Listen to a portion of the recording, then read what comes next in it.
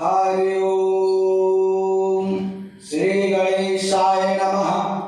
गौरी शंकराभ्यां नमः। नारायणं नमस्कृत्य नरं चैव नरोत्तमं देवीं सरस्वतीं व्यासं ततो जयमुदीरयेत्। अखण्डमण्डलाकारं व्याप्तमेन चराचरं तत्पदं दर्शितं येन तस्मै श्री गुरुवे नमः। तस्मै श्री गुरुवे नमः। ध्यानमूलं गुरुमूर्ति पूजामूलं गुरुपदं मंत्रमूलं गुरुवाक्यं मोक्षमूलं गुरुकृपा। एक बार बोलो सद्गुरुदेव भगवान की। गंगा तरंग रमणीय जटाकलापं गौरी निरंतर विभूषित वामभागं नारायण प्रियमनंगमदापहारं वाराणसीं पुरपतिं भज विश्वनाथं। एक बार बोलो काशी विश्वनाथ भगवान की। नमामि अयोध्या भुवनैकवन्दितं नमामि शैलजो सरिता सरिद्रां नमामि श्रीहनुमत्पादपङ्कजं नमामि ते राम पदाम्बुजं दयम्। एक बार श्री अवधाम के विघ्नेश्वराय वरदाय सुरप्रियाय लंबोदराय सकलाय जगद्दिताय नागाननाय श्रुतियज्ञ विभूषिताय गौरीसुताय गणनां नमो नमस्ते। एक बार बोलो गौरी गणेश भगवान के। श्री शंकराचार्य जगत गुरुराम काशीस्थ सिंहासन शोभिताराम दंडेश्वराणां वरकीर्तभाजां पादाम्बुजं भुजवर्णं नमामि। एक बार बोलो आज गुरु शंकराचार्य भगवान की। जयंती मंगलाकाली भद्रकाली कपालिनी दुर्गा क्षमा शिवा धात्री स्वाहा स्वधा नमोस्ते। नमो देवे महादेवे शिवाय सततं नमः। नमः प्रकृत भद्राय नियता प्रणताय स्मतां या देवी सर्वभूतेषु मातृरूपेण संस्थिता। नमस्तस्यै नमस्तस्यै नमस्तस्यै नमो नमः। एक बार बोलो आसक्ति प्राम्बा भगवती की। अतुलित बलधामं हेमशैलावदेहं दनुजबल कृशानं ज्ञानिनामग्रगण्यं सकल गुण निधानं वानराणामलेशं रघुपत प्रिय भक्तं वात जातं नमामि। एक बार बोलो वीर बजरंगबली की। श्री राम राम रघुनंदन राम राम श्री राम राम भरताग्रज राम राम श्री राम राम रणकर कस राम राम श्री राम राम शरणं भव राम राम। सियावर रामचंद्र के उर्मे मकरंद पिपासली ओ ना माता बना बस जा रहा हूँ मिलता मगह अनुकूल नहीं।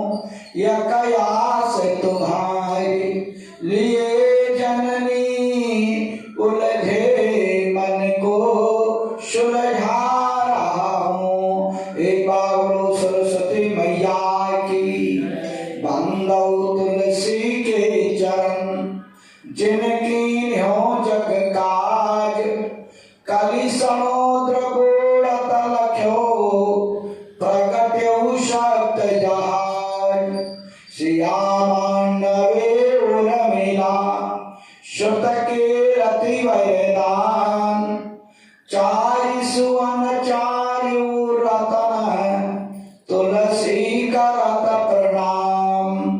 जय जय जय राधा रमण, जय जय नंद किशोर, जय गोपी चित चोरी प्रभु, जय जय माखन चोर। अपने अपने घरन की सब काहू को पीर, तुम ही पीर हरे घरन की, धन्य धन्य रघुवीर। राम कथा के रसिकवर, भक्त राज मत धीर, आय सुवासन लीजिए, तेज पुंज कपिवीर। जोगी चरहि चरय चरमः, यथा भाव अनुमान, सोम मऊर मंदिर बसो, श्री शंकर भगवान। तन बल धन बल बाहुबल, करई न एकहु काम, एक बार सब प्रेम से, बोलो जय श्री राम। श्री रामचंद्र भगवान की, काशी विश्वनाथ भगवान की, आद्या प्रामा भगवती की, वीर बजरंगबली की, सतगुरुदेव भगवान की, स्वामी जी महाराज की। कथा सत्संग में आए हुए समस्त भक्तों के, समस्त देवियों की, यजमान देवता की, आज के आनंद की, वासंती नवरात्र की, सत्य सनातन धर्म की। सब उपस्थित परम पूज्य स्वामी जी महाराज, धर्मानुरागी बड़भागी राम पदार्थ अनुरागी भक्तजन, सती सावित्री उर्मिला मांडवी के पवित्र चरित्रों का अवलोकन करने वाली शक्ति स्वरूपा माताओं बहनों, आज की संत मंडली विद्वत मंडली, प्रातः स्मरणीय गोस्वामी तुलसीदास जी महाराज, राम कथा के रसिक और अनंत बलवंत बजरंगबली हनुमान जी, आराध्य इष्ट देव भगवान श्री रामचंद्र जी, गोवर भूत धाम भोलेनाथ एवं आवाई समस्त देवी देवतागण, जिनकी गोदी में बैठ करके पवित्र पावन कथा सुधारस पान करने कराने का पावन अवसर प्राप्त हुआ, ऐसे सद्गुरुदेव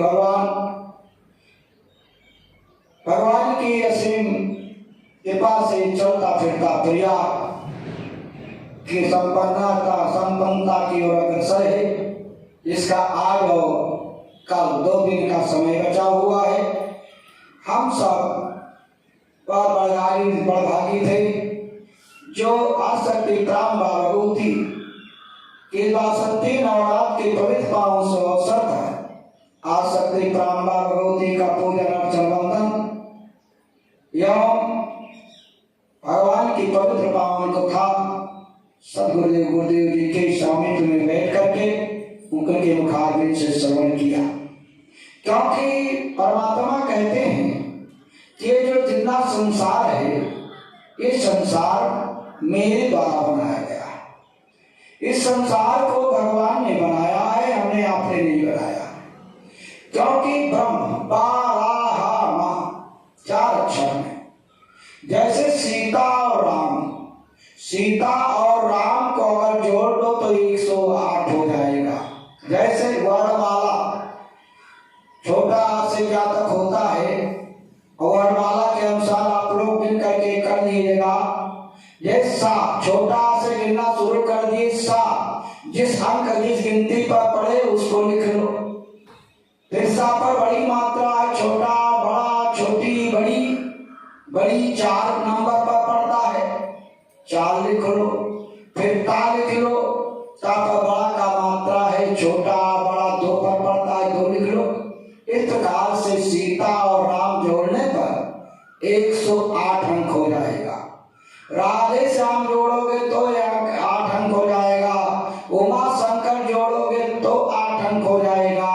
और ब्रह्म बाराहा 4 अक्षर है, इसको जोड़कर लिखोगे तो भी 108 आएगा, और संसार को जोड़ोगे तो भी 108 आएगा। यानी ब्रह्म ही संसार है, संसार ही ब्रह्म है। जो कुछ दिखाई पड़ता है वो परमात्मा कहते हैं मैं ही हूं। भगवान कहते हैं कि अखिल विश्व यह मोर उपाया और सब पर मोर बराबर दाया। लेकिन सबके ऊपर मेरी बराबर कृपा है। लेकिन उसमें भी उन्होंने कहा कि तेना महाजो परिहरि मद माया अभजई मोहि मन बचय रुकाया। भगवान राम अयोध्या वासियों को राम कार्य गीता का उपदेश देते हुए कहते हैं कि सब मम प्रिय सब मम उपजाए और सबसे अधिक मनोज मोहि भाई।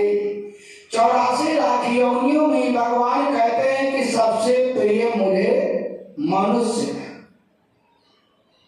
बड़े भाग मानुष तन पावा असुर दुर्लभ सब ग्रंथ ही गावा।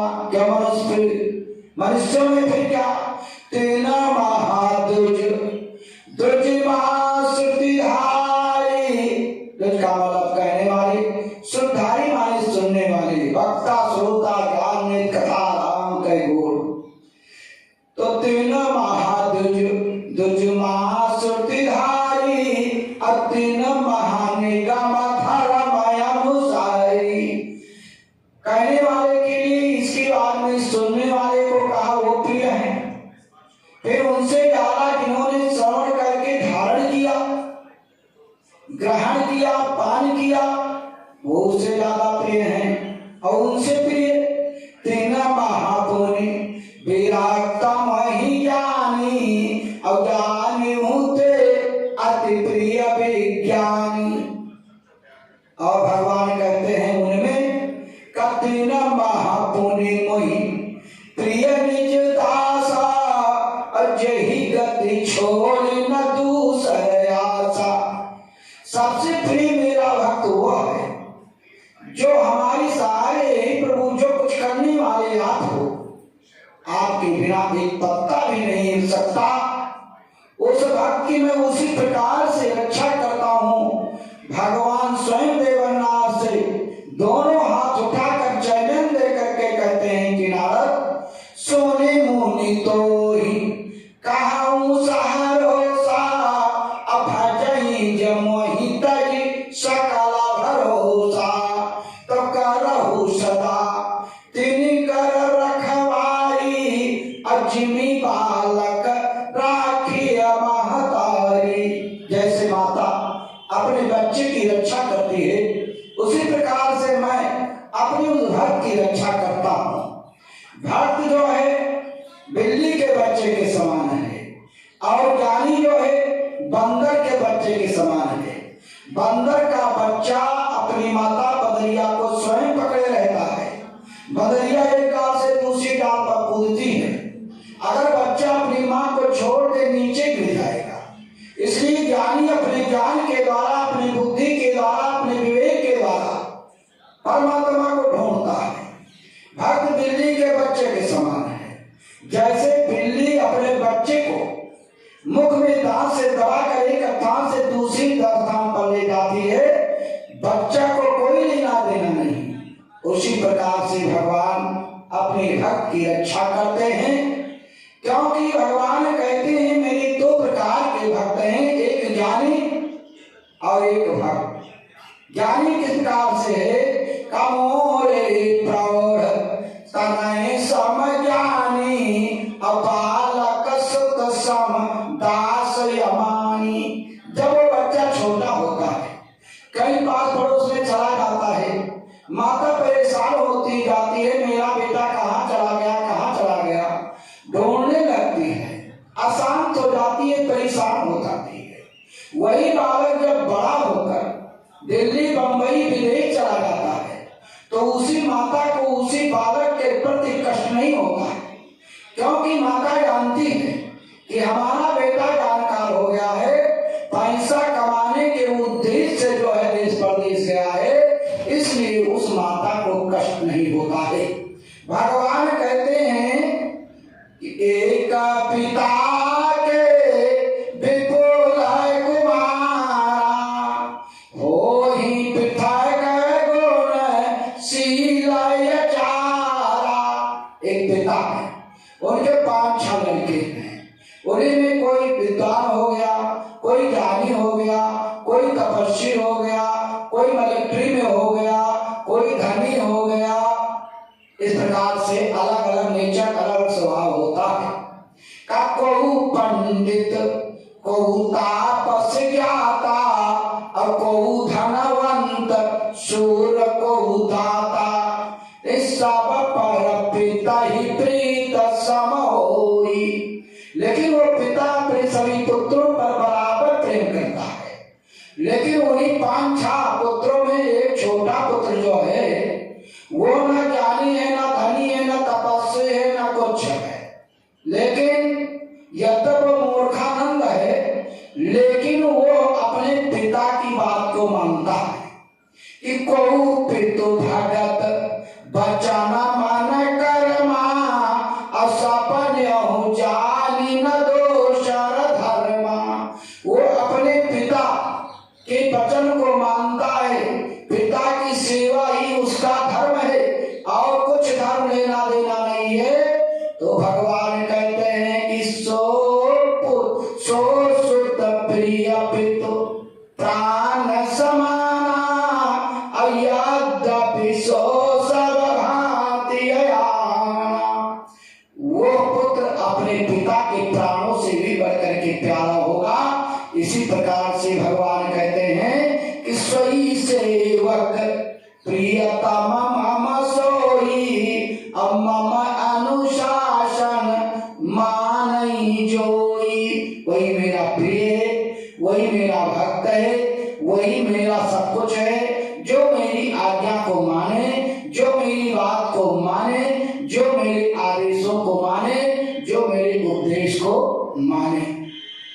आइए 2 बार प्रभु का नाम लिया जाए, तत्पश्चात मानस के माध्यम से भगवत चर्चा में प्रवेश करते हैं। कि श्री राम जय राम जय जय राम बोलो श्री राम राम बोलो श्री राम जय राम जय जय राम बोलो श्री राम।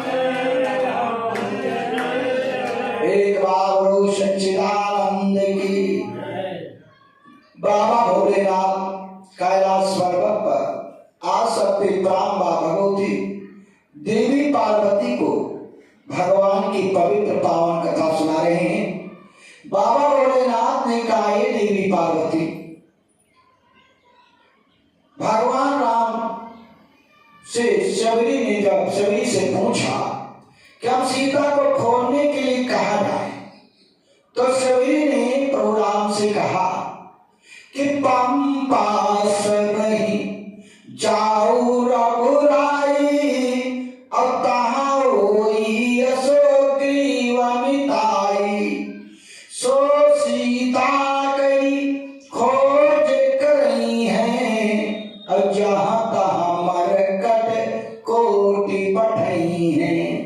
सबरी ने कहा, हे प्रभु, आप पंपापुर में जाएं, वहां सुग्रीव से तुम्हारी मित्रता होगी, उनके पश्चात वानर सेना है, उसको भेज करके तुम्हारा कार्य पूरा करेंगे। आज एक संत, एक भक्त परमात्मा को, भगवान को जीव के पास भेज रहा है। सुग्रीव जीव है और ऐसे वैसे जीव नहीं, विषयी जीव है। उस विषयी जीव के पास परमात्मा को भेज रहे हैं, यानी शबरी जो है। इसके बाद में शबरी ने भगवान की स्तुति किया, हाथ जोड़ करके स्तुति किया और फिर उसी जगह पर शबरी ने अपने शरीर का त्याग किया। भगवान राम ने शबरी की भक्ति के ऊपर प्रसन्न होकर उनको सालोक की मुक्ति दिया, अपने लोक में जो है अपने धाम में पहुंचा दिया, सालोक की मुक्ति दिया जो है। इस प्रकार से भगवान राम लक्ष्मण सीता को खोजते खोजते पंपा सरोवर में पहुंचे और सरोवर में जा करके जलपान किया और एक पेड़ के नीचे बैठ जाते हैं। देवनारायण जी आकाश मार्ग से विचरण करते हुए जा रहे थे। देवनारायण ने देखा कि आज मेरी प्रभु बिरही के तरह जंगल में भटक रहे हैं और घूम रहे हैं, पैर में ना कोई कुछ है ना कुछ है। इसका कारण मैं हूं। नारद जी बहुत दुखी हुए।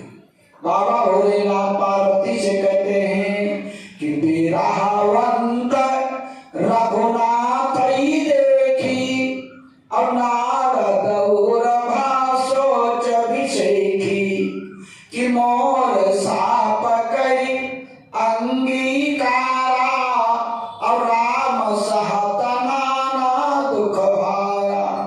आज मेरी श्राप के कारण ही हमारे प्रभु अपना लोक छोड़कर इस माया रूपी लोक में नगरी में आए, इसका कारण मैं हूं।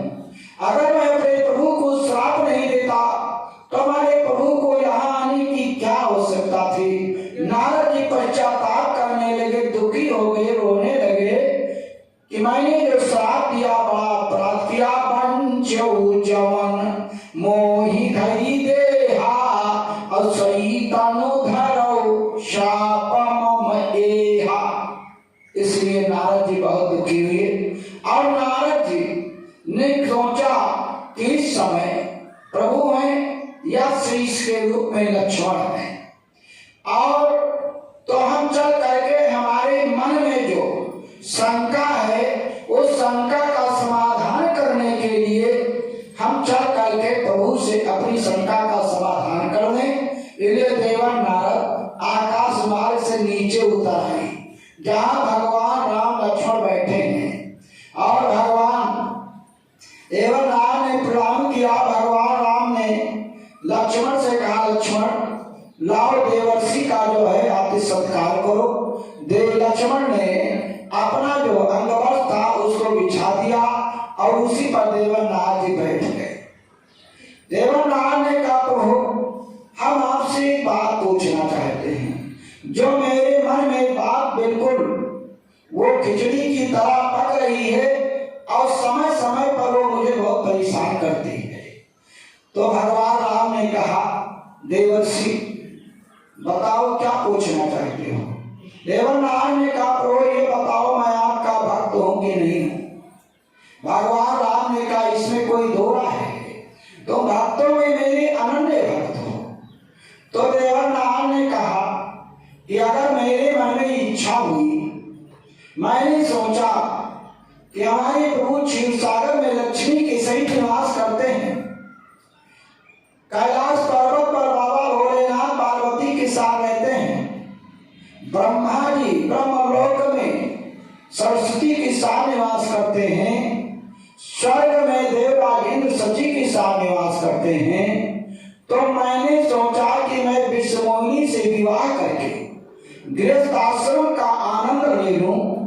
तो हमने जब विवाह करने के लिए सोचा तो आपने मेरा विवाह क्यों नहीं होने दिया। अगर मेरा विवाह विश्वमोहिनी के साथ हो जाता तो मैं वहां रहता, आप क्षीरसागर में रहते, मैं आपको क्यों श्राप देता। आपको यहाँ आने की क्या आवश्यकता थी। देवश नारद ने भगवान राम से कहा कि जब विवाह मई चाहू कीन्हा तो प्रभु के ही कारण करई न दीना। तब भगवान राम ने कहा, देवर्षि तुम्हारा विवाह इसलिए नहीं होने दिया क्योंकि तुम मेरे अनन्य भक्त हो, और जो मेरा अनन्य भक्त होता है तो सुनि मुनि तो ही कहूं सहरोसा अभजई जे मोहि तजी सकल भरोसा।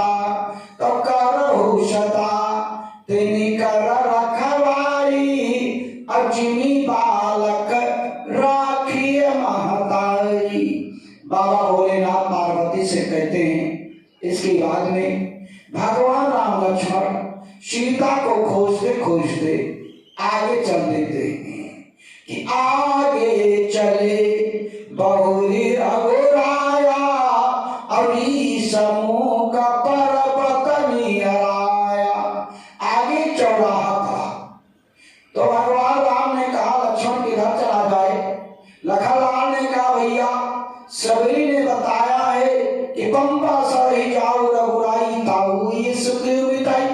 इसका मतलब जो सीधे रास्ता जाता है यही पंपापुर को जाता है। नहीं सबरी बताती कि आगे चौराहा पड़ेगा तो दाएं मुड़ जाना या बाएं मुड़ जाना, ये नहीं बताया। इसका मतलब सीधे वाला रास्ता चलना चाहिए। सीधे वाले रास्ते पर दोनों भाई चल देते हैं। ऋषमुख पर्वत पर जाता है कि तहाँ राह सचिव सहित सुग्रीवा। अब आवत देखी अतुल बल सीमा। उस ऋषमुख पर्वत पर सुग्रीव बाली के डर से सुग्रीव वहां पर रह रहा है। अपने सचिव के साथ जो है मंत्रियों के साथ हो रहा है।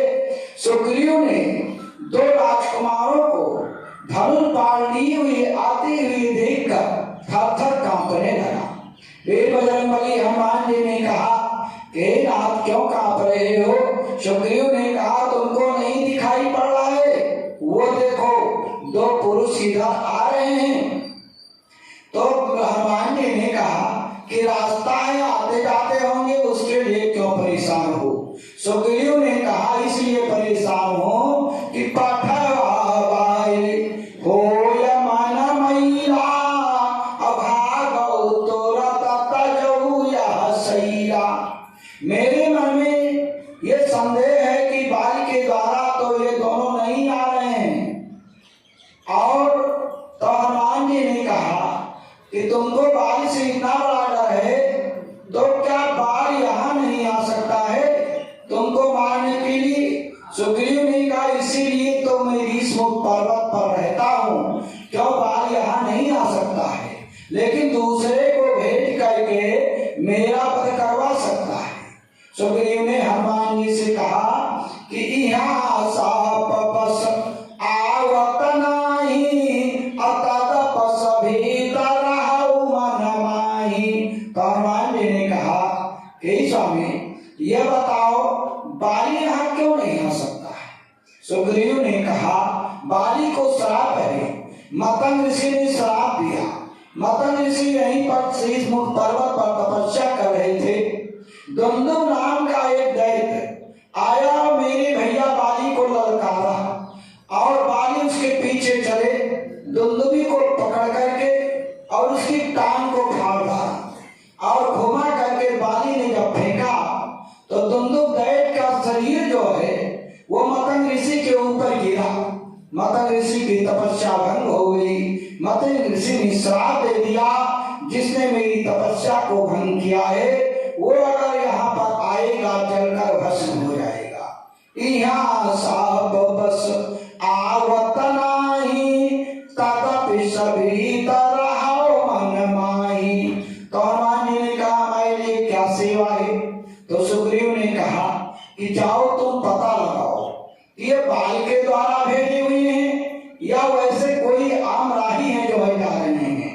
और अगर बाल के द्वारा भेजे होंगे तो हमको इशारा कर देना, मैं ऋषमुख पर्वत छोड़कर आगे भाग जाऊंगा, मेरी जान बच जाएगी। इसलिए वीर बजरंगबली हनुमान जी सुग्रीव की बात को मान करके और भगवान राम की परीक्षा लेने के लिए चल देते हैं कि ये कौन है।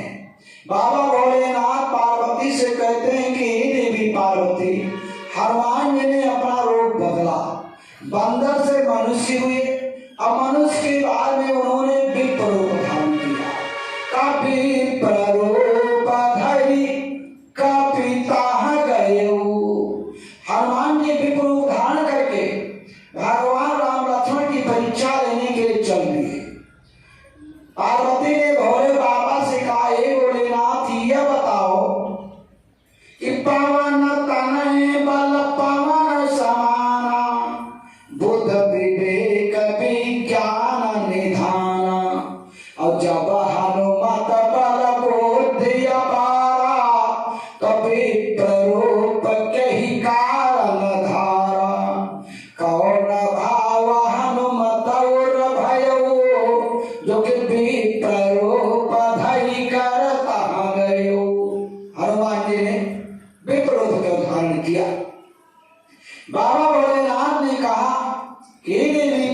जी हनुमान जी ने सोचा कि हनुमत निज मन यह अनुमाना, अब प्रभु के सकल मरम है जाना। क्या कि कवच भेद विप्र गुरु पूजा, यही सम विजय उपाय न दूजा। सुर महिषुर हरिजन अरुगाई, हमारे कुल इन पर न सुराई। विप्रलेन सुर संत हित लीन मनुजी अवतार। और हनुमान जी ने सोचा, भगवान हनुमान जी ने जहां पर विप्र रूप धारण किया है वहां आत्मा को परमात्मा से मिलाया, जीव को ब्रह्म से मिलाया, भक्त को भगवान से मिलाया। एक तो विप्र रूप ऋषिमुख पर्वत पर गए हैं तो वहां पर भगवान राम को सुग्रीव से मिलाया, भक्त को भगवान से मिलाया, जीव को ब्रह्म से मिलाया, आत्मा को परमात्मा से मिलाया। दूसरा हनुमान जी ने विप्र रूप कहां धारण किया? लंकापुरी में विभीषण के द्वार पर। विप्ररूप धरि वचन सुनाए, सुनत विभीषण उठिता आए। विभीषण को राम से मिलाया, भक्त को भगवान से मिलाया। तीसरा विप्र रूप हनुमान जी ने कहा धारण किया? नंदीग्राम में। राम बिरह सागर मह भरत मगन मनोर, विप्र रूप धरि पवन सुत आई गयो जनुपुर। बैठे देखी कुशासन जटा मुकुट कृषिदा, राम राम रघुपति जपत स्रवत नयन जल जा। इसलिए हनुमान जी ने मन में सोचा कि हनुमत निज मन यह अनुमाना, प्रभु के सकल मरम को जाना। कि कवच भेद विप्र गुरु पूजा, यही सम विजय उपाय न दूजा। तो विप्र वेश से वही डरी जई है, अयादे बात सत्य सब कही है। हमारे विप्र वेश को देखकर वो डर जाएंगे, उनको क्या पता कौन है, और जो मैं पूछूंगा वो बात साफ साफ बता देंगे। अगर मैं देखूंगा कि बाल के द्वारा भेजे हुए हैं कि जब देखब इनका रमन मैला, तो भागऊ तुरंत तजऊ यह सैला। तो सुग्रीव को इशारा कर देंगे, सुग्रीव ऋषिमुख पर्वत छोड़ करके भाग जाएगा। तो सुग्रीव ही जान ही बची जाई, अगुर दक्षिणा उर्ण होई जाई। तो सोई भाव हनुमत उर भयऊ, विप्र रूप धरि करता गयो। पार्वती ने भोले बाबा से कहा, हे भोलेनाथ, जो हनुमान जी ने सोचा कि सुग्रीव की जान बच जाएगी, मेरी गुरु दक्षिणा उद्धार हो जाएगी, तो सुग्रीव की जान से हनुमान जी की गुरु दक्षिणा से क्या लेना देना, जो हनुमान जी सोच रहे हैं। बाबा भोलेनाथ ने पार्वती से कहा, हे देवी पार्वती, जब कार्तिक कृष्ण चतुर्दशी को दीपावली के एक दिन पहले 12 बजे रात्रि में माता अंजनी के गर्भ से वीर बजरंगबली हनुमान जी ने जन्म लिया। और सुबह सुबह हनुमान जी को भूख लगी। हनुमान जी ने कहा, माता जी मुझे बहुत जोर से भूख लगी है। माता अंजनी ने कहा, बेटा मुझे तो कुछ दिखाई नहीं पड़ता है, मैं तो आंख अंधी हुई हूँ, लेकिन देखो अगर कोई फल हो तो उसे खा लो, जो लाल फल होगा वो पका फल होगा। प्रातःकाल पूर्व दिशा में भगवान सूर्य निकल रहे थे, लालिमा थी। हनुमान जी ने सोचा, माता जी ने कहा लाल फल पका होता है, फल समझ करके 6 घंटे के हनुमान जी ने भगवान सूर्य को निकल दिया। चारों ओर अंधकार हो गया। सुबह अमावस्या थी और उधर राहु जो है सूर्य ग्रहण लगने के लिए चला। अमावस्या को सूर्य ग्रहण लगता है और उस दिन ग्रहण लगने वाला था, राहु चला और इधर कि चलो आज तो भूख की व्यवस्था हो गई भोजन के लिए, कल भी भूख लगेगी तो चलो ये काला फल है, कच्चा फल है, नहीं मिलेगा ये तो इसी को खा करके अपनी भूख को मिटा लेंगे। इसलिए 6 घंटे के हनुमान जी ने राहु के ऊपर झपट्टा मारा। राहु जान बचा करके भागा और जाकर देवराज इंद्र से कहा, देवराज आपकी शासन सत्ता में एक दूसरा राहु आ गया है, न जाने कहां से। हम तो एक तरफ से खाना शुरू करते थे, उसने पूरे सूर्य को ही निगल लिया है, सारा अस्तित्व समाप्त कर दिया। देवराज इंद्र ने कहा, मेरी शासन सत्ता में दूसरा राहु कहां से आ गया। ऐरावत पर सवार होकर देवराज इंद्र ब्रह्मगिरि पर्वत पर पहुंचते हैं। हनुमान जी ने सोचा कि चलो वो कच्चा फल था, काला फल था, ये सफेद फल है, अधपका फल है, गद्दा फल है। ऐसा सोच करके 6 घंटे के हनुमान जी ने ऐरावत पर सवार देवराज इंद्र के ऊपर झपट्टा मारा।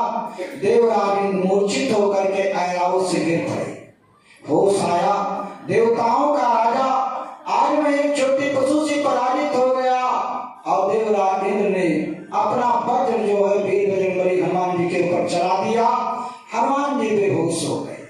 ये सूचना जब हनुमान जी के पिता पवन देवता को पता चला कि अनायास ही मेरे बेटे के ऊपर देवराज इंद्र ने वज्र चला दिया है, तो पवन देवता बहुत क्रोधित हुए और संसार के जितने प्राणी हैं सभी प्राणी की प्राणवायु का संचारण करना बंद कर दिया। आप सभी प्राणी बेहोश पड़े हुए हैं। आखिर में सभी देवताओं ने जाकर के पवन देवता से कहा कि प्राणियों में प्राण संचरण करो, नहीं तो विधि का विधान बिगड़ जाएगा। पवन देवता ने कहा, जब तक मेरा बेटा हनुमान नहीं जीवित होगा, संसार का कोई प्राणी नहीं जीवित हो सकता है। उसी जगह पर सभी देवताओं ने हनुमान जी को अपना आशीर्वाद दिया, अपना बल दिया, अपनी शक्ति दिया। सबका आशीर्वाद बल प्राप्त करके हनुमान जी राम राम कह करके उठ बैठे। और उधर पवन देवता ने जो है वो वायु का संचरण किया और हनुमान जी ने पुनः भगवान सूर्य को वापस कर दिया। बाबा भोलेनाथ पार्वती से कहते हैं कि हे देवी पार्वती, इस प्रकार से अपनी माता के पास रहते हुए हनुमान जी 5 वर्ष के हो गए। हनुमान जी ने माता ने कहा, बेटा अब तुम 5 वर्ष के हो गए हो, इसलिए किसी गुरु के पास जाकर विद्या अध्ययन करो, शिक्षा प्राप्त करो। हनुमान जी ने कहा, तो माता जी किस गुरु के पास जाए। माता ने कहा, बेटा वैसे तो बहुत से गुरु हैं, लेकिन अगर भगवान सूर्य से तुम शिक्षा प्राप्त कर लो तो तुम्हारी यश, तुम्हारी कीर्ति, तुम्हारी पताका हमेशा फहराती रहेगी। हनुमान जी अपनी माता की आज्ञा को प्राप्त करके भगवान सूर्य के पास पहुंचे। भगवान सूर्य ने देखा, अरे ये तो वही जो 6 घंटे का था मुझको निगल लिया, अब तो बड़ा हो गया है, आ रहा है। भगवान सूर्य का ब्लड प्रेशर हाई होने लगा। लेकिन जब हनुमान जी पहुंचे, हाथ जोड़ करके प्रणाम किया, तब भगवान सूर्य सामान्य में आए और आने का कारण पूछा। हनुमान जी ने कहा, गुरु जी मेरी माता की आज्ञा है कि हम आपसे शिक्षा प्राप्त करें।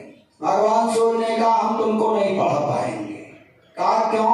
कहा हमारी रथ यात्रा कभी रुकेगी नहीं, तो हम तुमको क्या पढ़ाएंगे, इसलिए किसी दूसरे गुरु के पास जाकर शिक्षा प्राप्त कर लो। हनुमान जी ने कहा, गुरु जी मेरी माता की आज्ञा है कि आपसे मुझे शिक्षा मिले, और अगर नहीं पढ़ाओगे तो बचपन वाली बात याद कर लो। भगवान सूर्य ने कहा, हनुमान हम तुम्हें शिक्षा प्राप्त कराएंगे, लेकिन एक शर्त है, मेरी रथ यात्रा कभी रुकेगी नहीं, और तो हमारे तरफ मुंह करो, पीछे की ओर हटते जाना, और मैं तुम्हें सारी विद्याओं में पारंगत कर दूंगा।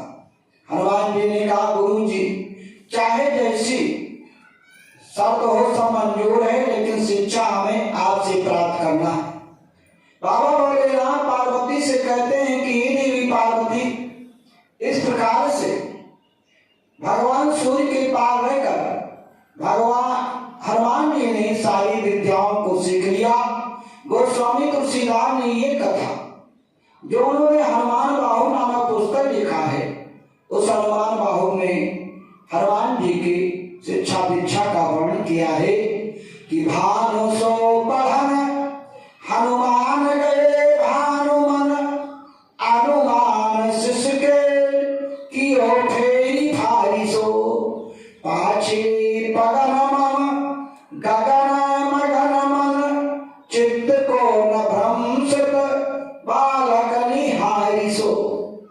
और जब सारी विद्याओं में पारंगत हो गए तो भगवान सूर्य ने कहा, हनुमान हमारी बात जो भी ध्यान था, जो भी शिक्षा थी, वो सब मैंने तुमको दे दिया। तुम जैसा ज्ञानवान, तुम जैसा विद्वान, तुम जैसा विवेकवान, तुम जैसा बलवान कोई नहीं होगा, सभी वानों से युक्त होगे। हनुमान जी ने कहा, गुरु जी तो गुरु दक्षिणा कुछ ले लो। भगवान सूर्य ने कहा, नहीं हनुमान, मुझे इतनी बड़ी गुरु दक्षिणा मिल गई, तुम जैसा शिष्य मिला, हमारा तो धन कृतार्थ हो गया, हमारा नाम अमर हो गया, इससे बड़ी दक्षिणा और क्या चाहिए। हनुमान जी ने कहा, नहीं गुरु जी, अगर दक्षिणा नहीं लोगे तो मेरी विद्या अधूरी रह जाएगी। भगवान सूर्य ने कहा, हनुमान तुम अनाथ हो, तुम्हारी माता अंधी है, पिता का वो नहीं, इसलिए हम तुम्हारी निष्ठा भक्ति से खुश होकर गुरु दक्षिणा माफ कर रहे हैं। हनुमान जी ने कहा, नहीं गुरु जी, कुछ ले लीजिए, अगर गुरु दक्षिणा नहीं लोगे तो मुझे शांति नहीं मिलेगी। तब भगवान सूर्य हनुमान जी के बारंबार निवेदन करने पर भगवान सूर्य हनुमान जी से गुरु दक्षिणा मांगते हैं कि हुए परिपूर्ण जब पढ़कर कहा गुरुदेव सुन लीजिए, दक्षिणा आपको क्या दो, कृपा करके बता दीजिए। तो भगवान सूर्य ने दक्षिणा में क्या मांगा कि बाली इंद्र का पुत्र है, सुग्रीव मेरा पुत्र है। कहा सुग्रीव सुत मेरा, जो बाली का लघु भाई, किस कंधा में वो रहता है, उसी के पास तुम जाई। जो बाली का छोटा भाई सुग्रीव हो, वो मेरा पुत्र है, और तुम किस कंधा में उसके पास जाओ। हनुमान जी ने कहा, तो हमें क्या सेवा करना होगा। तो भगवान सूर्य ने हनुमान जी से कहा कि रहो तुम दूत बन करके, और सुंदर नीत सिखलाना, मुसीबत आने पर भी तुम उसे मत छोड़ कर आना। मेरे बेटे के पास सुंदर नीत सिखलाना, उसका जो है सहायता करना, और मेरे बेटे का ही साथ करना। आज हनुमान जी गुरु दक्षिणा में आए हुए हैं, बाली और सुग्रीव दोनों भाई की लड़ाई हुई, सब लोग बड़े का साथ देते हैं, लेकिन हनुमान जी ने बाली को छोड़ दिया और सुग्रीव के साथ ऋषमुख पर्वत पर किस पद पर रहे हैं, तहारा सचिव सहित सुग्रीवा। सचिव के पद पर, सलाहकार के पद पर भी बजरंगबली हनुमान जी बैठे हैं। और भगवान सूर्य ने कहा कि यही तो दक्षिणा मुझको लो वरदान ये मेरा, मिलेंगे राम जी आकर सदा कल्याण हो तेरा। का ये मेरी गुरु दक्षिणा है, और हम तुम्हें आशीर्वाद देते हैं कि तुम्हारा मिलन अखंड प्राप्त पर ब्रह्म भगवान राम से होगा। सोना पानी गुरुदेव की हर्ष चले हनुमान, और रहने लगे सुग्रीव भिंग किस कंधाय स्थान। और हनुमान जी की गुरु दक्षिणा कब उद्धार होती है, जब भगवान राम लंका विजय के उपरांत अयोध्यापुरी में आई तो सभी वानर भी साथ आई, राज्याभिषेक हुआ था, तो भगवान राम ने सभी की विदाई किया, लेकिन हनुमान जी की विदाई नहीं किया। और हनुमान जी और भरत शत्रुघ्न लक्ष्मण से कहा, तुम जाओ, ये मेरे जो सखा हैं इनको ससम्मान भेजाओ। अति आदर सब कपि पहुँचाए, भ्रातन सहित भरत पुनिया, आए, और तब कपीस चरण कही नाना, अपनी नहीं भात के न्यो हनुमाना। तो हनुमान जी सुग्रीव के चरणों में लिपट गए, पकड़ लिया। सुग्रीव ने कहा क्या चाहते हो हनुमान? हनुमान जी ने कहा कि मुझे 10 दिन की छुट्टी दे दीजिए, और 10 दिन के बाद में फिर हम आपकी चरण सेवा में आएंगे। हनुमान जी सुग्रीव से कहते हैं कि दिन दस करी रघुपति पाद सेवा, पुनीता हो चरण देखी हूँ देवा। सुग्रीव ने कहा हनुमान तुम 10 दिन की छुट्टी मांग रहे हो, मैं तुम्हें जन्म जन्मांतर के लिए छुट्टी दे रहा हूँ। अब तुमको हमारे पास आने की कोई वो नहीं है, तुम परम भाग्यशाली हो, परम बड़भागी हो, क्योंकि तुमको प्रभु ने अपनी सेवा में रोक लिया है। सुग्रीव ने कहा पुण्य पुंज तुम पवन कुमारा, असेवहु जाई कृपाया गारा। वहीं पर हनुमान जी की गुरुदक्षा समाप्त हो जाती है। फिर हनुमान जी सुग्रीव के पास नहीं गए, भगवान राम की सेवा में जो है चरण सेवा में ही अपना जीवन बिताया।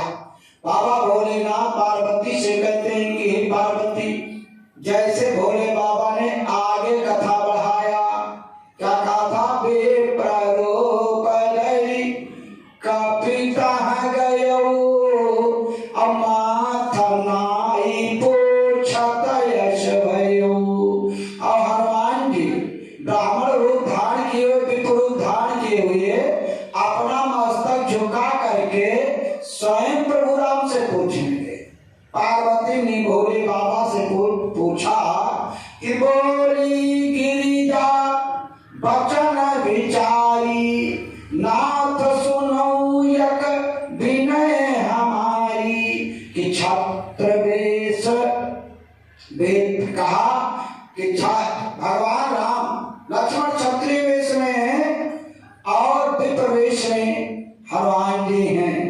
तो ये बताइए ब्राह्मण होकर के क्षत्रिय के सामने अपना मस्तक क्यों झुकाया? कि विप्र वेश में पवन सुत क्षत्र वेश रघुनाथ, कारण कौन सो जानी के तिनहि नवायो माथ। और कौन नहीं जान पाए तो हनुमान जी पूछते भी हैं कि को तुम श्यामल गौर शरीरा, क्षत्रिय रूप फिरो बन बीरा। क्षत्रिय रूप को पहचानते हुए विप्र रूप धारण किए हुए ब्राह्मण होकर के और क्षत्रिय के सामने अपना मस्तक क्यों झुकाया?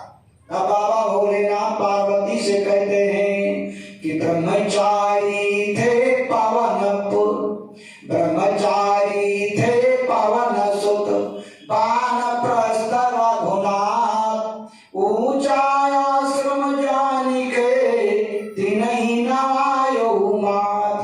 हनुमान जी ब्रह्मचर्य नंबर 1 पर हैं, और भगवान राम ब्रह्मचर्य का पालन करने के बाद में गृहस्थ आश्रम में प्रवेश किया, और इसके बाद में वानप्रस्थ तीसरे नंबर पर हैं, इसलिए ऊंचा आश्रम समझ करके मस्तक झुकाया। लेकिन पार्वती जी को इस उत्तर से संतुष्टि नहीं मिली, तब बाबा भोलेनाथ दूसरा उत्तर देने लगे कि विप्र वेश की रक्षा कर न सके कपिराय, और राम लखन के तेज से बोले शीश झुकाए। क्योंकि उघरे अंत न हो या निभाओ, वेश असली नहीं था, नकली था, इसलिए उनके आगे इनका जो है भूल समझ करके और ये उनके सामने मस्तक झुका दिया। भगवान राम मुस्कुराने लगे। लक्ष्मण ने कहा कि भैया हम एक ब्राह्मणों का सम्मान करते हैं, सुर महीश्वर हरिजलिय रुलाई, हमारे कुल पन्न सुनाई, और आज ये ब्राह्मण देवता हमको प्रणाम कर रहे हैं। कैसे ब्राह्मण देवता हैं? तब बोले रघुवंश कुमारा, अविधि का लिखा कमेंट निहारा। और हनुमान जी जब नहीं बोले भगवान राम, तो हनुमान जी परीक्षा लेने के लिए गए हैं, परीक्षक बन करके गए हैं, स्वामी बन करके गए हैं। इसलिए हनुमान जी ने कठोरता के साथ प्रश्न किया कि को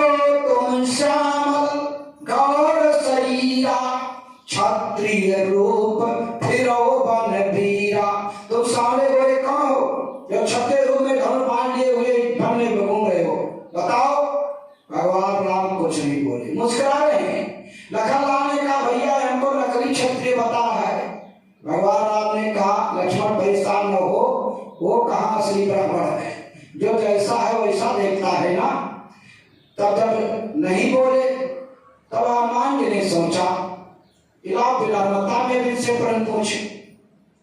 तो हनुमान जी ने विनम्रता में पूछा कि कठिन भूमि कोमल पदगामी अकवन हेतु बन विचरहु स्वामी। हे राम, इस कठिन प्रचंड जमीन पर किस कारण से आप विचरण कर रहे हैं, क्यों घूम रहे हैं? कठोरता और विनम्रता में कितना अंतर है। कठोरता यानी जब हम आप आए तो जीभ साथ में आई और अंत में साथ में जाएगी शरीर के। दांत बाद में आता है, 2 बार निकलता है, एक दूध दांत एक लाल दांत, और समय के पहले और पहले साथ छोड़कर चला जाता है। क्यों? क्योंकि दांत को घमंड है कि जो मुझसे टकराएगा चूर चूर हो जाएगा, इसलिए दांत बाद में आ पहले चला गया। और जीभ जिमी दसन नमः जीभ बिचारी, 32 दांत के बीच में जीवा रहती है, बिचारी बनी रहती है, और दांत कूट काट कर सारा मटेरियल जीभ को देते हैं, जीभ बढ़िया आराम से स्वाद लेकर अंदर भेज देती है। तो विनम्रता में इतना अंतर है। और जब नहीं बोले तो हनुमान जी ने तीसरा प्रश्न किया कि तुम तीन दियऊ मां को, क्या ब्रह्मा विष्णु है तीनों में से तो नहीं है? कुछ नहीं बोले। तो कहा नर नारायण की तुम दो, कि नर और नारायण आप दोनों तो नहीं आ गए, वो नहीं बोले। तब 5वां प्रश्न हनुमान जी ने किया कि जग कारण तारण भव भंजन घरनी भार, कि तुम अखिल भुवन पति लीन मनुज अवतार। ये पृथ्वी का भार उतारने के लिए आप स्वयं अखिल ब्रह्मांड आय प्राप्त ब्रह्म तो नहीं आ गए हैं। भगवान राम ने कहा हनुमान तुम अपनी विद्वता को खूब जो है, यानी भगवान राम को बोलने का हनुमान जी ने अवसर नहीं दिया।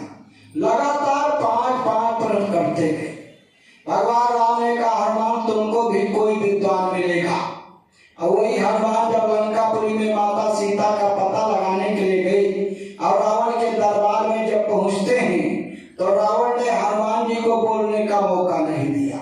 रावण पूछने लगा कि कहा लंकेश कवन तय कीसा, और कही के बल घाल सबन कीसा, और तीधौ श्रवण सुन्यौ नहीं मोही, और देखौ अति असंख्य सठटोही, हमारे निश्चर कही अपराधा, कहु सठ ही न प्राण कही बाधा। इतना सुना दिया। हनुमान जी ने कहा ये तो बहुत बच्चा है जो है, उत्तर देने का मौका नहीं दिया। और जब अंगद जाने लगे तो हनुमान जी ने कहा अंगद जा तो रहे हो, रावण बहुत बड़ा वक्ता है और उसने एक साथ में इतना प्रश्न कर दिया कि मुझे बोलने का समय ही नहीं दिया। ये बात हनुमान जी ने अंगद को बता दिया था। अब जब अंगद गए और जैसे रावण के दरबार में पहुंचे, रावण ने प्रश्न करना शुरू जैसे किया कि कहा दशकंठ कौन तय बंदर, जैसे इतना रावण ने पूछा तो अंगद ने रावण की जबान बंद कर दिया और कहा मैं रघुवीर दूत दशकंधर, मम जनक तो रहे मिताई, और तरोहित कारण आयु भाई, और उत्तम कुल पुलस्ति करनाते, और शिव विरंच पूजौ गौ भाते, अबर पायौ कीन्यौ सब काजा, अजीत्यौ लोकपाल सब राजा। तो रावण ने जो है अंगद को बहुत विद्वान माना। इस प्रकार से जब 5 प्रश्न किया तो भगवान राम ने हनुमान जी के जो पहला प्रश्न किया था को तुम श्यामल गौर शरीर आछते रूप फिरो बन वीरा, कठिन भूम को मन पदगामी कौन हेतु बन विचरु स्वामी, इसका उत्तर देते हुए भगवान राम कहते हैं कि कौशलेश दशरथ के जाए अहम पितु वचन मानि मन आए। प्रसंग चल रहा है दक्षिण भारत का, पंपापुर का। और आज भी दक्षिणी भारत का यह नियम है कि कोई जब अपना परिचय देता है तो उसके पिता का नाम उसके साथ रहता इसलिए भगवान राम ने अपने माता पिता दोनों का परिचय दिया कि मैं कौशल्या और महाराज दशरथ का पुत्र हूँ। कौशलेश दशरथ के जाए, हम पितु वचन मानी बन आए। नाम राम लक्ष्मण दो भाई, और संग नारी सुकुमारी सुहाई। हमारा नाम राम है, हमारे छोटे भाई लक्ष्मण है, साथ में एक नारी थी। हनुमान जी ने कहा तो नारी नहीं दिखाई पड़ती है, कहीं हरि निश्चर भय देहि, खोजत विप्र फिरो हम तेहि। और साधारण तो आप लोग जानते हैं। और भगवान राम ने कहा यहाँ मैं 3 लोगों को ढूंढ रहा हूँ। यहाँ हरि माने शंकर जी जो बंदर के रूप में आए हैं, अर्थात हनुमान जी को। निश्चय माने लंकाधीश और रावण, वैदेही माने सीता जी को। यहाँ हरि निश्चर भय देहि, खोजत विप्र फिरो हम तेहि। आपन चरित कहा हम गाई, कहु विप्र निज कथा बुझाई। हे विप्र देवता, अपना परिचय बताओ, अपनी कथा बताओ। क्योंकि हनुमान जी विप्र धारण करके गए हैं, भगवान का रूप धारण करके गए हैं। कथा भगवान की होती है और भगवान की भक्ति होती है। जीव की जो है वो, सांसारिक जीव की जो है वो व्यथा होती है। भगवान राम ने कहा कि आपन चरित कहा हम गाई, कहो विप्र कथा बुझाई। अब अपना बताओ, आप कौन हो?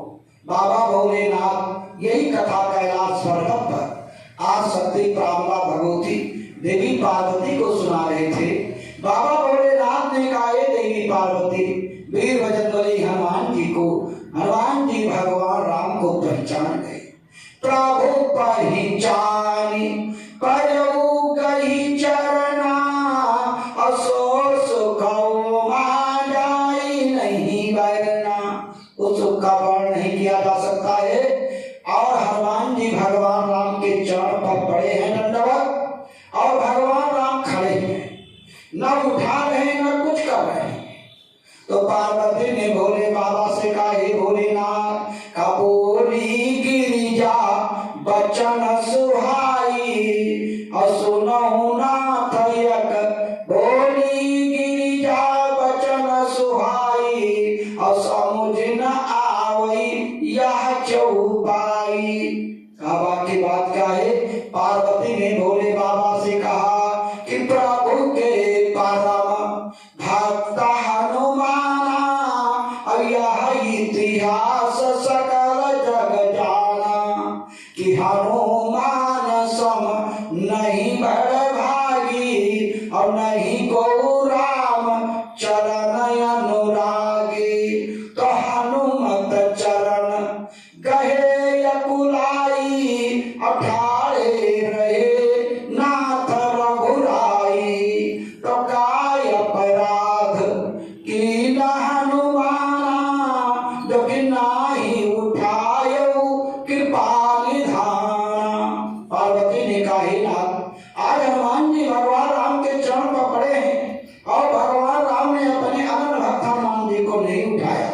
आज हनुमान जी विभीषण से भी गिर गए।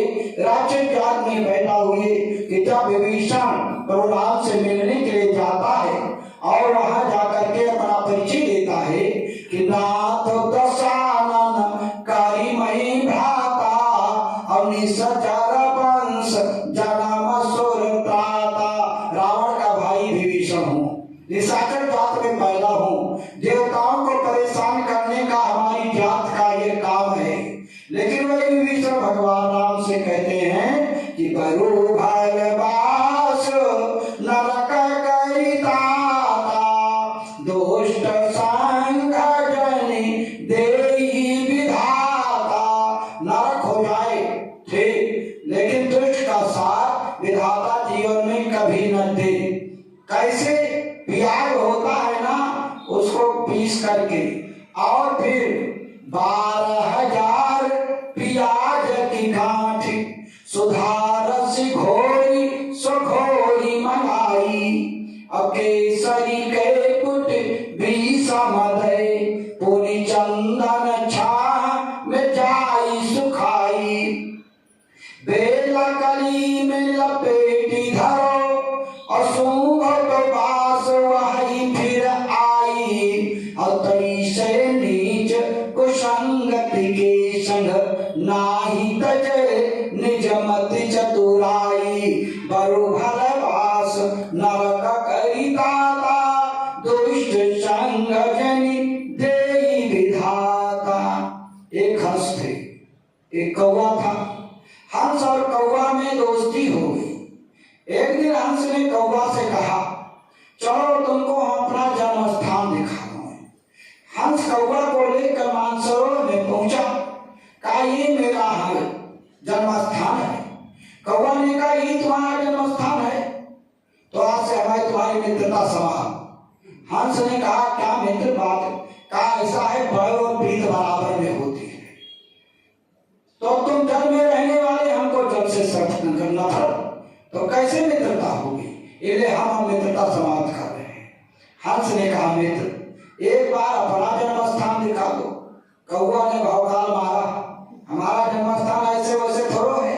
कौवा को तो अपना जन्म स्थान पता ही नहीं। कौवा के बच्चे को कोयली की हैसियती है और वही में कौवा हो जाते हैं। कौवा उड़ा हंस को अपना जन्म स्थान दिखाने के लिए।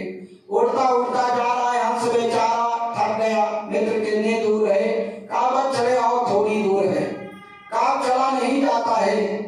एक बरगद के पेड़ के ऊपर दोनों बैठ गए। एक राजा शिकार खेलने के लिए गया था और उसी बरगद के पेड़ के नीचे रेशमी चादर बिछाई हुई राजा सो रहा है। भगवान सूर्य की किरण राजा के मुखमंडल पर पड़ रही है, पसीने की बूंदें टपक रही है। कौवा और हंस पेड़ के ऊपर बैठे हैं। हंस की तुलना संत से की गई है। हंस को दया आ गई, राजा सो रहा है, उसका कोमल मुख सूर्य की किरण पड़ने से बहुत परेशान है। इसलिए हंस ने अपने पंख को फैला करके सूर्य की गर्मी को स्वयं ले लिया, राजा के मुखमंडल पर छाया कर दिया। बगल में कौवा महाराज बैठे हुए थे, उन्होंने पीठ कर दिया, टट्टी कर बगल हो गए। राजा की निद्रा टूटी। देखा इसी दुष्ट ने मेरे ऊपर पीठ किया, मेरी निद्रा को भंग किया। मंत्री से कहा कि मेरा धनुर्बाण लाओ। मंत्री ने धनुर्बाण दिया। राजा ने वो बाण हंस के ऊपर मारा, हंस नीचे गिरा। तो राजा से कहता है ना हम काको हतो राजन, हे राजन तुम्हारी ऊपर भेंट करने वाला, तुम्हारा निद्रा भंग करने वाला कौवा था। मैंने तुम्हारे साथ परोपकार किया और करे अपराध को और पाप फल हो, और तुमने मेरी जीवन लीला ले लिया। हंस कहता ना हम काको हतो राजन।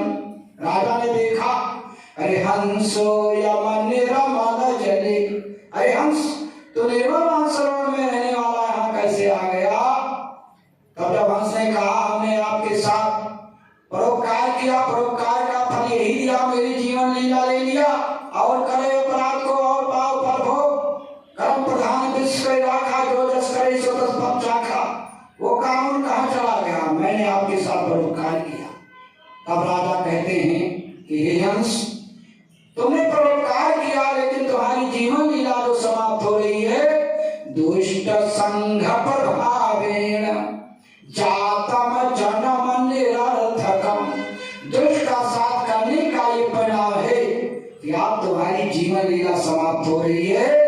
बरु भलवास नरक करिता था, दुष्ट संघ जनि देई विधाता। और विभीषण कहते हैं कि श्रवण सुजसि सुनि आयु, प्रभु भंजन भववीर, त्राहि त्राहि आरति हरण, शरण सुखद रघुवीर। अस कहि परत दंडवत देखा, तुरत उठे प्रभु हरष विशेखा। अदीन वचन प्रभु के मन भावा, अभुज उठाई गई हृदय लगावा। भगवान राम ने विभीषण को उठा करके अपने गले से लगा लिया। लेकिन पार्वती ने कहा कि आज भगवान राम के अनन्य भक्त हनुमान जी भगवान राम के चरण पर पड़े हैं और भगवान राम ने उनको क्यों नहीं उठाया कि काय अपराध के न हनुमाना जो कि ना ही उठायो कृपा निधाना। न भक्तों को उठाया लेकिन हनुमान जी को यहाँ पर क्यों नहीं उठाया। बाबा भोलेनाथ पार्वती से कहते सुनो क्यों नहीं उठाया। बाबा भोलेनाथ ने कहा कि प्रभु के परम भक्त हनुमाना यह इतिहास सकल जग जाना। कि हनुमान जी जो है कि हनुमत चरण गहे अकुलाई ठाड़े रहे नाथ रघुराई। लेकिन हनुमान जी किस रूप में है। बाबा भोलेनाथ कहते हैं कि हनुमान जी जो है विप्र रूप में है। तो जब हनुमान जी परीक्षा लेने के लिए जाते हैं तो भगवान शिव पार्वती से कहते हैं कि रघुपति ने जमन यह अनुमाना और अपने सकल मरम है जाना। कि विप्र रूप धरि कपिता गयो और कपट वेश हनुमत रख लयो। कि हनुमत कपट वेश नहीं रखते तो बंदर से ब्राह्मण क्यों बनते। तो अंतरुदास पुई पहचाना अयाते दुखी भय भगवाना। क्योंकि भगवान का भिन्न भिन्न नियम है कि सोई सेवक प्रियतम मम सोई अमम अनुशासन मानहि जोई। कि निरमल मन जन सो मोहि पावा अमोहि कपट छल छेद न भावा। तो कपट वेश प्रभु ने जब जाना तो नाही उठायो कृपा निधाना। दूसरा उत्तर यह है कि हनुमान जी विप्र रूप में है भगवान राम के चरण पर पड़े हैं लेकिन भगवान राम ने ना हनुमान जी के ऊपर से रखा ना उनको उठाया क्योंकि मर्यादा के विपरीत हो जाती। इसलिए भगवान राम मर्यादा का ध्यान रखते हुए खड़े हैं। ना हाथ रखा और ना उनको उठाया। जब नहीं उठाया तो हनुमान जी स्वयं उठ करके खड़े हो गए, रोने लगे और प्रभु राम से कहने लगे कि मोर न्याव में पूछा साई और तुम पूछो कस नर की नाई। तो माया बस फिर उड़ाना अयाते मैं नहीं प्रभु पहचाना। हे प्रभु आपकी माया के वशीभूत होकर मैं आपको नहीं पहचान पाया। लेकिन भक्त से अगर गलती होती है तो आप संभाल लेते हो तो आपको तो संभाल लेना चाहिए। और इसके बाद में हनुमान जी अपने प्रवेश को छोड़कर असली बंदर रूप में होकर के जब भगवान राम के चरण पर पुनः गिरे कि अस कही चरण गए अकुलाई निज तनु प्रगट प्रीत और छाई। तब रघुपति उठाय उर लावा और निज लोचन जल सींच जुड़ावा। तो कपट वेश त्यागऊ हनुमाना विप्र वेश त्यागऊ हनुमाना और तब ही उठायो कृपा निधाना। बाबा भोलेनाथ पार्वती से कहते हैं। इसके बाद में भगवान राम ने हनुमान जी को दुखी देख करके कहा हनुमान तू इतना दुखी मत हो। तुम्हारी प्रति मेरी हृदय में इतना प्रेम है जितना मैं लक्ष्मण को मानता हूँ ना उससे मैं दो गुना मानता हूँ। ताए मामा प्रिय लक्ष्मण ते दूना सुने कपि जी मानसी जनि ऊना। पार्वती जी कथा सुन रही थी। पार्वती ने कहा बोले बाबा यहाँ पर भगवान राम ने पक्षपात किया। लखन लाल के आगे हनुमान जी क्या हो सकते हैं। पार्वती भोले बाबा से प्रश्न कर रही हैं कि बोली गिरिजा बचन बिचारी नाथ सुनो यक विनय हमारी। जन में एक संग सब भाई अभो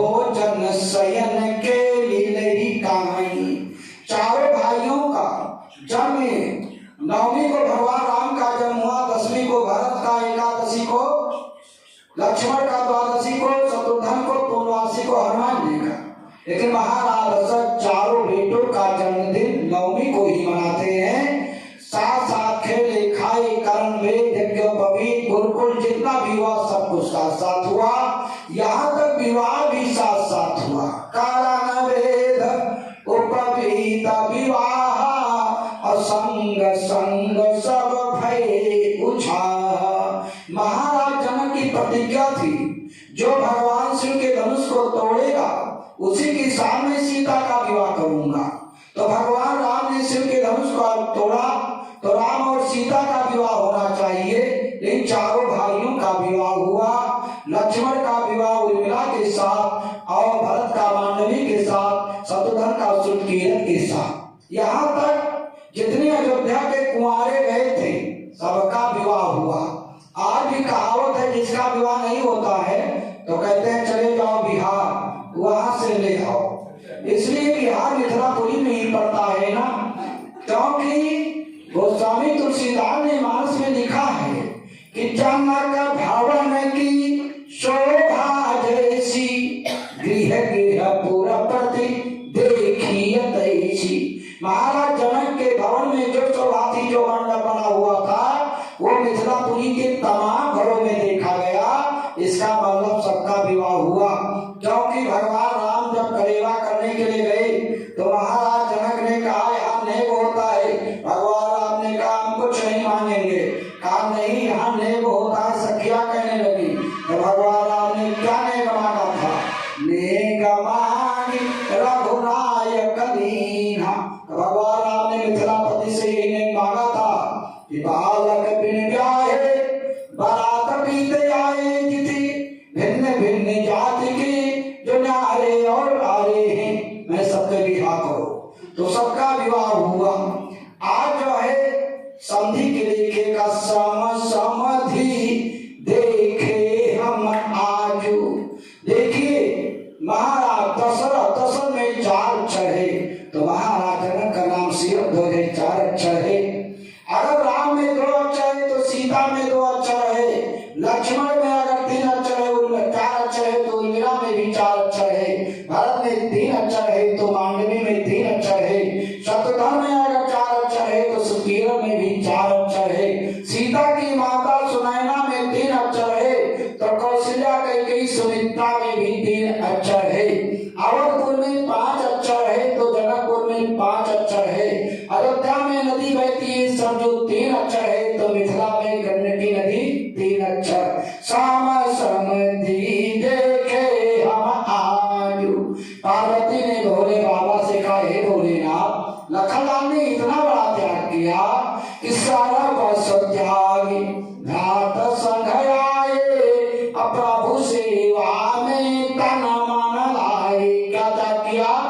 नींद नारी भोजन को त्यागा और राम चरण में मन अनुरागा।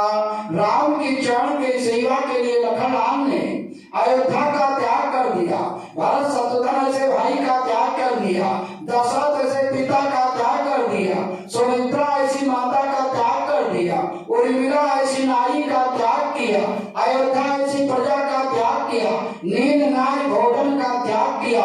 सारा त्याग आज भगवान राम ने लक्ष्मण का मिट्टी में मिला दिया। इधर हनुमान जी ने क्या किया? इता हनुमान आज है भेंटे वचन कहे कछु प्रेम लपेटे। मेरे थोड़ा रोका दिए बस। कहाँ नये परिचित बजरंगी, कहाँ लखन जीवन के संगी। अकारण कौन तिनई कहो पूना, जो तय मम प्रिय लक्ष्मण ते दूना। पार्वती ने कहा हमारे बात में तो लक्ष्मण से हनुमान जी कदा पूरे नहीं हो सकते हैं। ये दोनों ने पक्षपात किया उनको खुश करने के लिए। भगवान भोलेनाथ ने कहा देवी पार्वती, हमारे प्रभु जो है वो सत्यलोक के निवासी हैं और यहाँ कहाँ के निवासी हैं? रघुवंश के निवासी हैं। वो झूठ नहीं बोलते हैं। तो भगवान राम भगवान शिव पार्वती से कहते हैं कि देवी पार्वती, राम सत्य संकल्प कहाए जो कुछ कहा सो कई दिखलाए, पावन तनय को दूना बनाए, तो दूने ही व्यवहार दिखाए। क्या दूना किया? तो बाबा भोलेनाथ ने कहा, हे पार्वती, सीता का हरण हो गया है। भगवान राम लक्ष्मण सीता को खोज रहे हैं। किसी खोजत लक्ष्मण की साथा, बिनु पद त्राण फिरई रघुनाथा। लेकिन जब से प्रभु भेट्यो हनुमाना, तब प्रभु पद से नहीं कीन्ह बयाना। लक्ष्मण राम के साथ सीता को ढूंढाए, रोए गाए, सब कुछ किया। दोनों पैदल चल रहे हैं, लेकिन हनुमान जी की और जब राम की मुलाकात होती है तो वीर बजरंगबली हनुमान जी ने तो राम लक्ष्मण को पैदल नहीं चलने दिया, बल्कि अपने कंधे पर बैठा करके तब सुग्रीव की पाल लेकर के गए।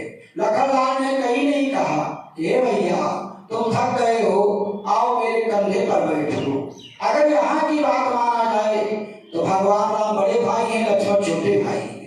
छोटा भाई पुत्र के समान होता है, बड़ा भाई पिता के समान होता है, और छोटा भाई अपने पिता को कंधे पर बैठा लेता है, कोई मर्यादा भंग नहीं होगी। अगर वहां की बात सोचा जाए तो लखनलाल जी शेष है क्षीर सागर में, और भगवान जो है शेष पर शयन करते हैं, लेकिन लखनलाल ने कहीं नहीं कहा क्या थक गए हो, मेरे कंधे पर बैठ लो। कसिय खोजत लक्ष्मण के साथा, अबिन पद त्राण फिरई रघुनाथा। लेकिन जब से प्रभु भेट्यो हनुमाना, अब प्रभु पद से नहीं कीन्ह बयाना।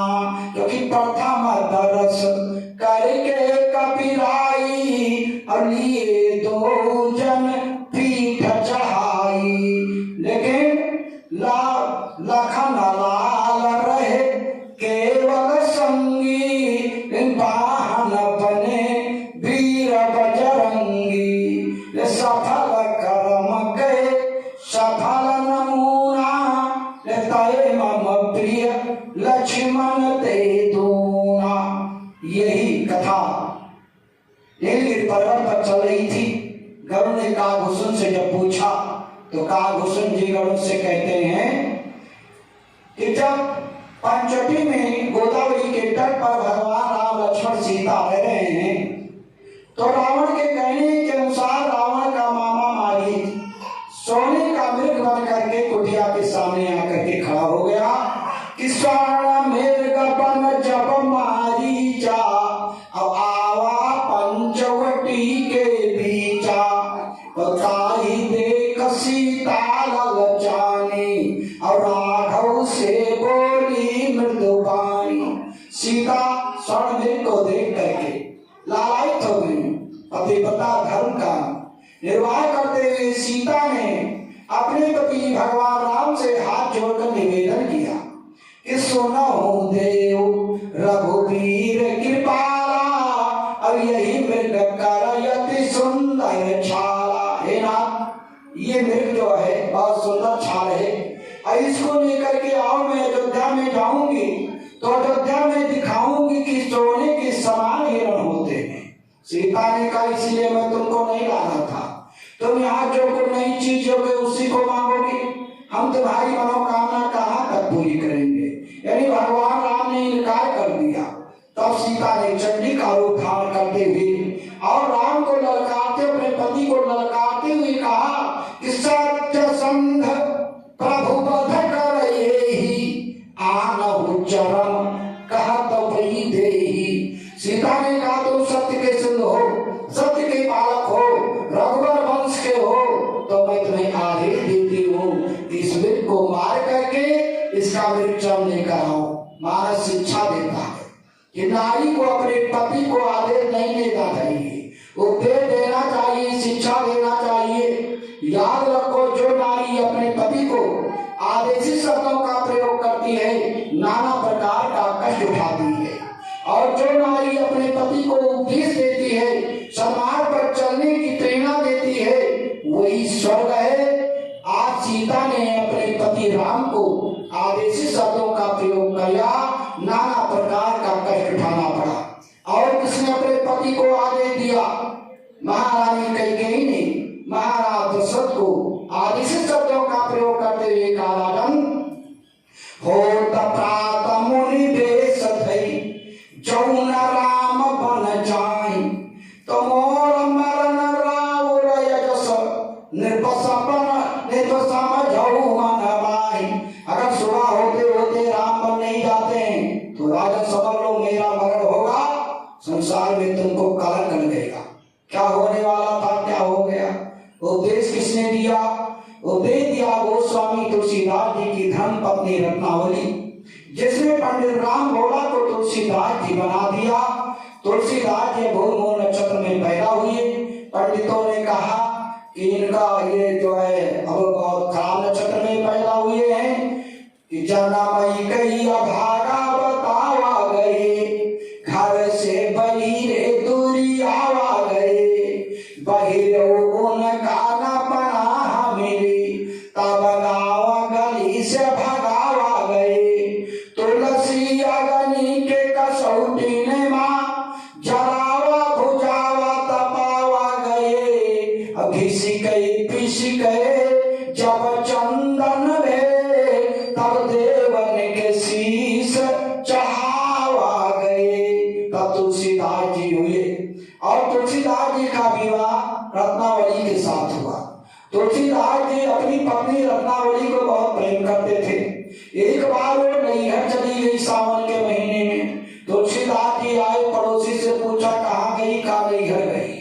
तुलसीदास जी पहुंचे, भाई हुई जमुना को नाम, अल्लाह ने कहा हम रात को नाव नहीं छोड़ेंगे।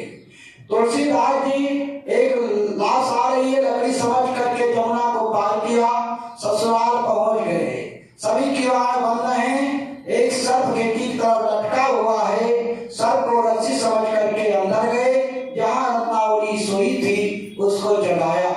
रत्नावली ने कहा कि चरम में देह में तामे ऐसी प्रीत, विशाल मास के शरीर में इतना प्रेम किया, इतना प्रेम अगर भगवान में करते तो तुम्हारी नैया पार हो जाती। जो सही बात वियोग व्यथा, तुलसी ससुरारी का कबहू न जाते, और जो तुलसी ससुरारी न जाते तो रतनावली फटकार न पाते, और रतनावली फटकार न पाते तो तुलसी हरिद्वार न जाते, और जो तुलसी हरिद्वार न जाते तो राम कथा का गाई न पाते, और राम कथा जो गाई न पाते तो तुलसी भव पार न पाते।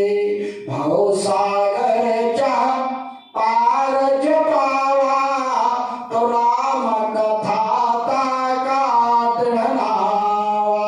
तुलसीदास जी वहां से चल दिए। रोते हैं रत्नावली के दो अक्षर में, अक्षरमय प्रीत में तामे ऐसी प्रीत, ये गोस्वामी तुलसीदास जी के हृदय में लग गए। रत्नावली को अपना गुरु मान लिया कि रत्नावली के दुई अक्षर मां, तुलसी गुरु मंत्र पाई गए, अपना भव सागर पार हुए, और काशी भी लगाई गए। इसके बाद में तुलसीदास ने कहा कि जितना था उतना तुमने मेरे लिए ही बताया बनाया। और फिर तुलसीदास जी रोती हुई चल देते हैं कि माई सिधारी गई चल गए, पूरी बाप के बाह के छाई छूटी, और ऐसा न फूटी समाज गवा, सगर दुनिया का साथ ही रोटी, जीवन संगे न छोड़ी के साथ, चली मझधार ही बीच ही रोटी, नहीं से ही पाए वियोग जबई, तुलसी की कथा कवितावली फूटी। तो दीन सजावत देश का संत सतीय रसूर, दीन लजावत देश का कपटी कायर क्रूर। तो सीता ने अपने पति राम को आदेश शब्दों का प्रयोग किया। भगवान राम तुरंत उठे कि प्रभु जी चले धनुष सरलीन है, अब लक्ष्मण को शिक्षाई मदीन है। अब जाते समय भगवान राम ने लक्ष्मण से कहा, लखनलाल कि सीता केरी करेऊ रखवारी, बुद्ध विवेक बल समय विचारी। बुद्धि बल विवेक समय को देखते हुए सीता की रक्षा करना, इतना कह करके भगवान राम उस मारीच के पीछे चल देते हैं। और वो मारीच वहां से भगा कि जैसा जैसे प्रभु जी तीर चलावे, तस तस ही रहना प्राण बचावे। प्रगटत चुपत कलत चल बोले, अब यही विद प्रभु ही गयो लई दूरी। और जब भगवान ने बाण मारा तो अंतिम समय में मारीच ने जो दुष्टता किया, अपने रावण का साथ दिया, मन में प्रभु का चिंतन कर रहा है और राम जैसी आवाज बना करके लक्ष्मण बचाओ बचाओ, मैं मारा। उस आवाज को सीता ने सुना कि आरत गिरा सुनी जब सीता, तो कहा लक्ष्मण सन परम सभीता। तो सीता डर गई और लक्ष्मण से कहने लगी कि तुम्हारे भैया बड़े संकट में हैं, जाओ उनको रक्षा करो। लक्ष्मण ने कहा मेरे भैया के ऊपर संकट नहीं आ सकता है। आखिर में सीता ने ऐसे मन में चुभने वाली बात कहा कि लक्ष्मण जी को छोड़कर जाना पड़ा। सीता ने कहा मारा वचन जब सीता बोला, हरि प्रेरित लक्ष्मण मन डोला। सीता ने ऐसी मन में चुभने वाली बात कहा कि जही सही सवती कुल तोड़ा, और जस कही गई तस तुम ही कठोरा। एक सौतेली माता कही अयोध्या के राज को अपने बेटे को लेकर जंगल भेज दिया। एक सौतेली माता के तुम पुत्र हो, तो क्या तुम्हारा मेरे पर कोई अच्छा रहे तो विचार है। सीता लक्ष्मण इस बात को सुन करके नहीं बर्दाश्त कर पाए, मैं क्या सुन रहा हूँ। अपने भैया की बात को सीता के करेऊ रखवारी, बुद्ध विवेक बल समय विचारी, सब कुछ खो दिया और एक रेखा खींच दिया। माता जी मैं जा रहा हूँ, रेखा के बाहर नहीं आना। लेकिन मानस प्रेमियों, अरण्य कांड में जहाँ पर सीता का हरण हुआ है, वहां गोस्वामी तुलसीदास ने रेखा की बात नहीं लिखा, लेकिन लक्ष्मण रेखा खींच करके गए। मैं भी कह रहा हूँ, लंका कांड में मंदोदरी रावण को समझाते हुए बताती है कि रामानुज लघु रेखा खचाई, अस नहीं नाग्यो तव मनुसाई। तो लक्ष्मण रेखा खींच करके गई कि प्रभु ढेंगल लखन गवन उतकीना, इतर रावण सीतई हर लीना। इधर रावण ने सीता का हरण किया। कैसे हरण किया? क्योंकि जब युद्ध हो रहा है और कुंभकर्ण को रावण ने जगाया था, तो कुंभकर्ण जब जागा उस समय उसकी बुद्धि शुद्ध थी और उसने पूछा कि तुम चिंतित आज दशानन क्यों? तो रावण कहता है कि हरली हमने मिथिलेश दुलाई। तो फिर कहा महार गए करिया तुम सभी, लखते न कभी वो हमारी। तो कुंभकर्ण ने कहा भैया मायावी हैं, तो आपने राम का रूप क्यों नहीं बना लिया? जैसे इंद्र गौतम का रूप धारण कर इंद्र को छलने के लिए गए थे, वही तुम राम का रूप बना लेते, सीता देख लेती। रावण ने कहा चूके थोरो राघव रूप बना जब में, तब मातु समान लगी सब नाई। तो संसार की माता जितनी नारियां है माता के समान दिखाई पड़ने लगी। फिर कैसे हरण किया? साधु बन गए। जंगल नहीं होते मोर कहाँ रहते, साधु नहीं होते चोर कहाँ रहते। ये वेद सबको अपने में समाहित कर लेता है। और रावण ने साधु का सन्यासी का वेद धारण करके गया और भिक्षा मांगने लगा। सीता दुखी है अपने पिता के पति के बारे में, लक्ष्मण को भेजा है। आखिर में जब रेखा के पास जाता है, रेखा चलने लगती है। रावण बैठ गया। कैसे ही बाहें रावण की परीक्षा में सीता जी आ गई थी। किसी नई चीज से ज्यादा आकर्षित होते हैं। स्वर्ण के मृग को इन्होंने नहीं देखा और अपने पति को भेज दिया। इसलिए रावण ने कहा कौन सा ऐसा बाजा बजाऊं जिस बाजा को सुन करके निकल आवे। रावण ने मन में सोचा मिथिला में रहने वाली महाराज जनक के यहाँ कोई ऐसा विश्व का बाजा गाजा जो न बजा हो, जो सीता ने न सुना हो। अयोध्यापुरी में विवाह होकर आई, संसार का कोई बाजा गाजा जो अयोध्या में महाराज दशरथ के यहाँ न बजा हो, जो सीता ने न सुना हो। रावण ने उसी जगह पर नए बाजा का आविष्कार किया, सारंगी का आविष्कार किया और लगा सारंगी रेतने। सारंगी की धन सुन करके सीता कुटिया के बाहर आई। ऐसा बाजा ना मैंने मिथिलापुरी में सुना, ना अयोध्यापुरी में सुना। ये नया बाजा जंगल में कौन बजा रहा है? बाजे के धुन सुनकर आकर देखे ये बाबा भिक्षा मांग रहे हैं। गृहस्थ आश्रम का पालन करते हुए सीता कंद मूल फल लेकर आई। लो बाबा भिक्षा ले लो। रावण ने कहा बहुत थक गया हूँ, अब नहीं चला जाता, इसलिए देवी तुम यही आकर के भिक्षा दे दो। सीता ने कहा नहीं बाबा, आओ यहीं पर भिक्षा लो। रावण ने कहा ठीक है, हमारे लिए 1000 घर हैं और एक संत अगर तुम्हारे द्वार से विमुख होकर चला जाएगा तो तुम्हारे पति जो मरणासन अवस्था में पड़े हैं, अभी तुमने अपने देवर को भेजा है, वो अच्छा नहीं होगा।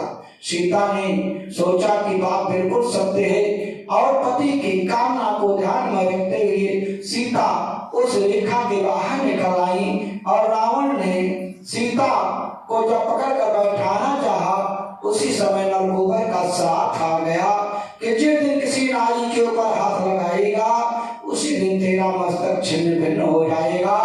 तो सीता जी जहाँ पर खड़ी हैं, वहां पर रावण जो है असली रूप में होकर के पुष्पमान पर बैठा करके सीता को लंकापुरी में सीता हरण किया।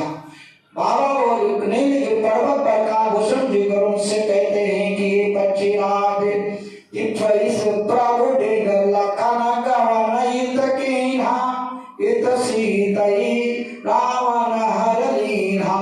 तो लखन चूक सीता का खोए अजिन के हित हरि बन बन रोए। लक्ष्मण के कारण सीता का हरण हुआ। अब वाल्मीकि आश्रम जब सिया गई बिल पाए तो लक्ष्मण ही छोड़न गए अपने रथ बैठाए। तो लखनलाल ने सीता का वियोग कराया।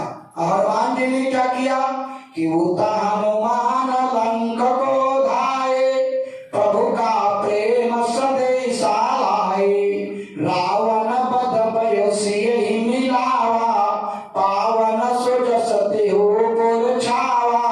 का लक्ष्मण खोए कपि सुधिराए, ताते दोनी पदवी पाए। ले प्रबल प्रेम कहे प्रबल नमूना, तय मम प्रिय लक्ष्मण ते दूना। दो बातों का नाम तत्पश्चात स्वामी जी के द्वारा उपदेश को भगवत चर्चा को श्रवण करें। बोलो श्री राम जय राम जय जय राम। बोलो श्री राम जय राम जय जय राम। बोलो श्री राम जय राम जय जय राम। बोलो श्री राम जय राम जय जय राम। हे बाबलो सच्चिदानंद भगवान की जय। रामचंद्र की जय। श्री विश्वनाथ भगवान की जय। प्रांबा भगवती की जय। बजरंगबली की जय। देव भगवान की, स्वामी जी महाराज की जय। तथा सत्संग में आई समस्त भक्तों की जय। समस्त देवियों की जय। आज के आनंद की, सत्य सनातन धर्म की, धर्म की अधर्म का, प्राणियों में विश्व का। ओम नमः पार्वती पते हर हर महादेव। सर्वे भवन्तु सुखिनः, सर्वे सन्तु निरामया, सर्वे भद्राणि पश्यन्तु मा कश्चित् दुर्भाग्यं भवेत्। ओम शांति शांति शांति। पार्वती